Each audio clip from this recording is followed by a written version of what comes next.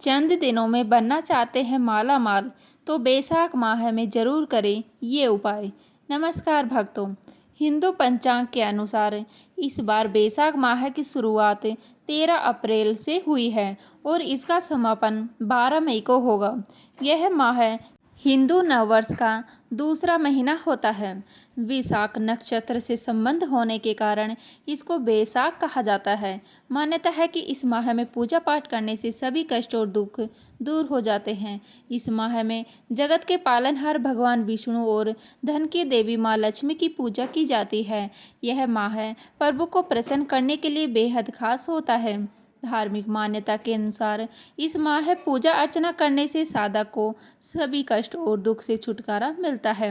इस महीने में धन प्राप्ति और पुण्य प्राप्ति के तमाम अवसर आते हैं।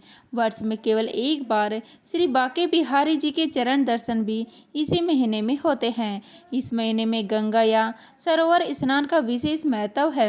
आमतौर पर इसी समय से लोग जीवन में मंगल कार्य शुरू हो जाते हैं। ऐसा माना जाता है कि इस माह में कुछ उपाय करने से सुख और समृद्धि की प्राप्ति होती है और इंसान कुछ ही दिनों में मालामाल बन जाता है। इस वीडियो में हम आपको बताएंगे कि बैसाख माह में क्या करना चाहिए जिससे भगवान आपसे जल्दी प्रसन्न हो जाते हैं। लेकिन उससे पहले अगर आप भी चाहते हैं कि लक्ष्मी माता का आशीर्वाद आप सभी पर बना रहे तो इस वीडियो को एक लाइक करें और चैनल को सब्सक्राइब कर लें और कमेंट बॉक्स में जय लक्ष्मी माता जरूर लिखें। नंबर 1, बैसाख महीने में खान पान के नियम। बैसाख माह में गर्मी की मात्रा लगातार तीव्र होती जाती है। इसमें तमाम तरह की बीमारियों का खतरा बढ़ जाता है। इस महीने में जल का प्रयोग बढ़ा देना चाहिए और तेल वाली चीज़ें कम से कम खानी चाहिए।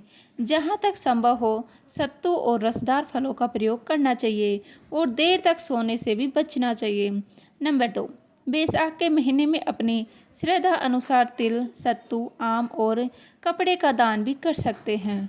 माना जाता है कि इस दिन चीज़ों का दान करने से इंसान के पापों का नाश होता है। नंबर 3, बैसाख के महीने में लोगों को पंखों का दान कर सकते हैं या फिर अन्न का दान कर सकते हैं। आप जूते चप्पलों का दान भी कर सकते हैं, इससे देवी प्रसन्नता होती है। नंबर 4, बैसाख माह में यदि आप व्रत नहीं कर सकते तो व्रत महात्म्य की कथा सुननी चाहिए। ओम नमो भगवते वासुदेवाय मंत्र का रोजाना कम से कम 11 बार जप करना चाहिए। नंबर 5, स्कंद पुराण के अनुसार इस मास में तेल लगाना, दिन में सोना, कांसे के बर्तन में भोजन करना और दिन में 2 बार भोजन करना वर्जित माना गया है। हो सके तो आप भी इस वक्त एक वक्त का भोजन त्याग दें और इन दिनों में जमीन पर सोना चाहिए। नंबर 6, बैसाख मास के देवता भगवान मधुसूदन है, यानी कि भगवान कृष्ण माने जाते हैं। इसीलिए इस महीने में लहसुन प्याज का त्याग करना चाहिए। तली भुनी चीज़ें भी नहीं खानी चाहिए। आप चाहे तो इस महीने में बेल खा सकते हैं। नंबर 7, बैसाख माह में नदी, जलाशय या कुंड आदि में स्नान करें और सूर्य देव को अर्घ देकर बहते हुए जल में तिल प्रवाहित करें। नंबर 8, पूजा। इस माह को माधव नाम से भी जाना जाता है। माधव विष्णु का एक नाम है। इस माह में विष्णु भगवान की पूजा का खासा महत्व है। बैसाख मास में भगवान विष्णु की पूजा का विधान है। इस दौरान भगवान विष्णु की तुलसी पत्र से माधव के रूप की पूजा की जाती है। नंबर 9, श्राद्ध। इस माह में अमावस्या और पूर्णिमा पर पितरों के लिए तर्पण और पिंडदान करने से पितृदोष समाप्त होता है और उनका आशीर्वाद मिलता है। पितरों की आत्मा की शांति लिए तर्पण एवं उपवास करें और किसी गरीब व्यक्ति को दान दक्षिणा भी दे। नंबर 10, ग्रह दोष से मुक्ति के लिए कौन सा उपाय करना चाहिए। इस माह में काल सर्प दोष से मुक्ति पाने के लिए भी अमावस्या तिथि पर ज्योतिषीय उपाय किए जाते हैं। अमावस्या के दिन पीपल के पेड़ पर सुबह जल चढ़ाना चाहिए और संध्या के समय दीपक जलाना चाहिए। नंबर 11, शनि दोष से मुक्ति के लिए उपाय। शनि से मुक्ति के लिए दक्षिण भारत में बैसाख अमावस्या पर शनि जयंती मनाई जाती है। इसीलिए शनि देव की तिल, तेल और पुष्प आदि चढ़ाकर पूजा करनी चाहिए।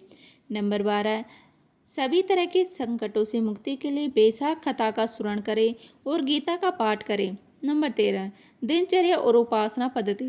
बैसाख के महीने में प्रयत्न करें कि नित्य प्रातः सूर्योदय के पहले उठें और गंगा नदी, सरोवर या शुद्ध जल से स्नान करें।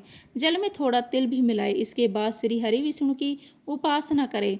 जल का संतुलित प्रयोग करें। जल का दान भी करें। महीने की दोनों एकादशी के नियमों का विशेष पालन करें। नंबर 14, बैसाख के महीने में जब गर्मी काफ़ी ज़्यादा होती है तो इस दौरान प्यास काफ़ी अधिक लगती है। ऐसे में आप चाहे तो देवी देवताओं का आशीर्वाद प्राप्त करने और पुण्य कमाने के लिए इस दौरान प्यासे को पानी अवश्य पिलाएं। नंबर 15, बैसाख के महीने में पेड़ पौधों की सेवा करनी चाहिए। इसके अलावा गर्मी से त्रस्त किसी की भी इंसान की मदद करनी चाहिए। ऐसा करने से 4 धाम तीर्थ करने जितना फल मिलता है। नंबर 16, अपने जीवन में शत्रुओं से छुटकारा पाने के लिए और दोस्तों का साथ बनाए रखने के लिए आपको बैसाख महीने में श्री विष्णु के माधव स्वरूप के साथ केशव और दामोदर का ध्यान करना चाहिए। साथ ही भगवान विष्णु की तुलसी दल से पूजा करनी चाहिए। इससे आपके जीवन में मित्रों की संख्या बढ़ेगी और शत्रु अपने आप कम होते जाएंगे। तो दोस्तों, आज की हमारी वीडियो आपको कैसी लगी हमें कमेंट करके ज़रूर बताएं।